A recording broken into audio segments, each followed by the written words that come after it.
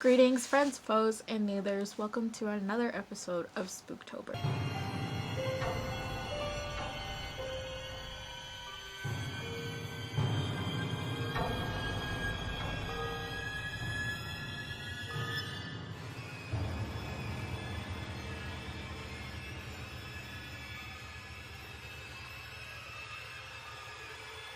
Today's episode, we are going to be talking about the comic books that I showed in the previous video, 30 Days of Nights. The series, I only have the first two comics of the series, but I think it looks like there's 5. I'm gonna have to work on getting the other book. Since there are 2, I'm gonna be breaking these into 2 separate videos that will be uploaded. The first book of 30 Days of Night, or the graphic novel of 30 Days of Night. If you haven't already guessed by the cover of the book, or maybe you have the movie which came out in 2005, I want to say. This is about vampires. More specifically, this is about the uprise of vampires in Alaska Barlow, where there is a period of time between, what did they say, August and November, that the sun goes down and it does not come back up for 30 days. Huzzah, the title of the book. In this graphic novel specific, dive deep into the nightmare world of Barrow, Alaska, where month-long winter darkness provides a siren call to a band of bloodthirsty vampires. The townspeople of survival lies in the hands of Stella and Eben, the local husband and wife sheriff. Can they save the town they love, or will the darkness descend forever? Honestly, these are the first comic books that I have been introduced to, so it took a little bit of a while for me to get used to reading the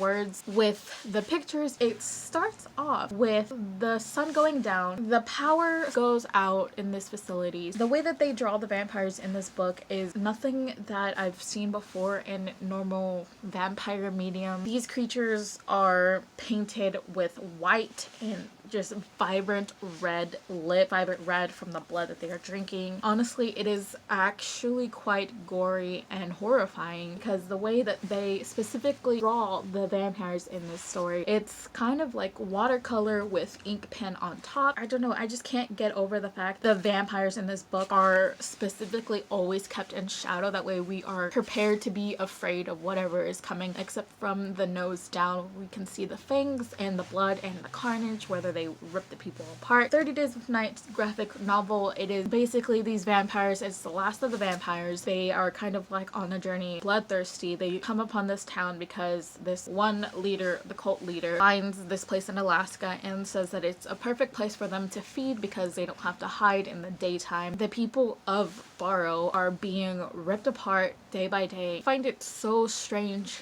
that none of the vampires in this attack people to turn them into other vampires. It kind of seemed like they wanted to keep the pack pure to where it wasn't mixed in with the newer vampires. Told this guy Marlowe that he did not want anybody to be turned into vampires. While they're in Alaska, the supplies are running low. The headmaster of vampires arrives and sees the damage that this particular pack has done to this town. He gets mad at this pack for tearing apart this town. He demands that the vampires put the people in their homes and immediately set the place on fire. That way there's no trail. Claimed that the pack leader was being messy, that he's gonna leave trails, and that they've been in hiding for so long. This would only bring suspicion that vampires are still alive again. Specifically was saying how they are so used to being in hiding, they don't want the humans to be mixed in with the vampires. The humans that are there are kind of like on their last leg. They have no food, they're running out, it's cold where they are, the conditions are just getting completely worse, and there's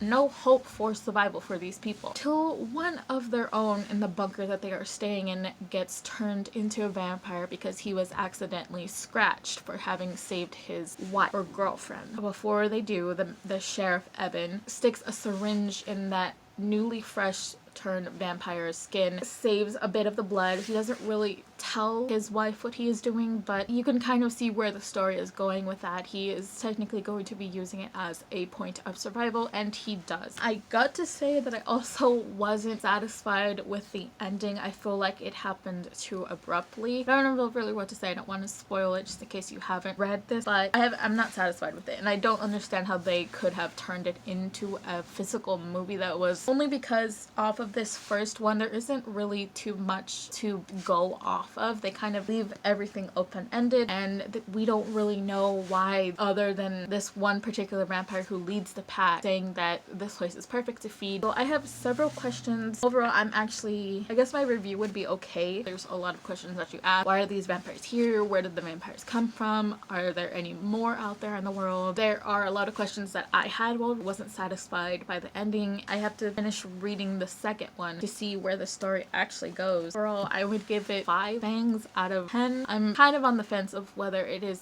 good or not. Don't really know if the movie is going to be comparable to the graphic novel. Maybe I will actually research and watch that movie while I still have time in this week. That is my review on the first book installment of 30 Days of Night. I will talk to you all as soon as I can. The next video is definitely going to be talking about the second installment of this saga series. I'm really excited to see where they take the story further and if they dive further into it in the other comics, because when I'm filming this video, I have not read the other ones yet, and that's as far as that. So thank you all for watching. I'll talk to you all soon as I can. And until then, bye!